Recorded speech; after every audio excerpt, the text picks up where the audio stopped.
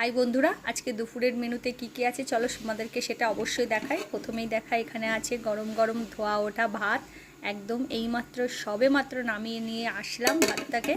তার সাথে আছে আমার স্পেশাল ডালের বড়া, পেঁয়াজ লঙ্কা দিয়ে একদম ভাজা করেছি মচমচে করে। এটা খেতে একদম দারুণ, অসাধারণ, গরম ভাতে জাস্ট অসাধারণ।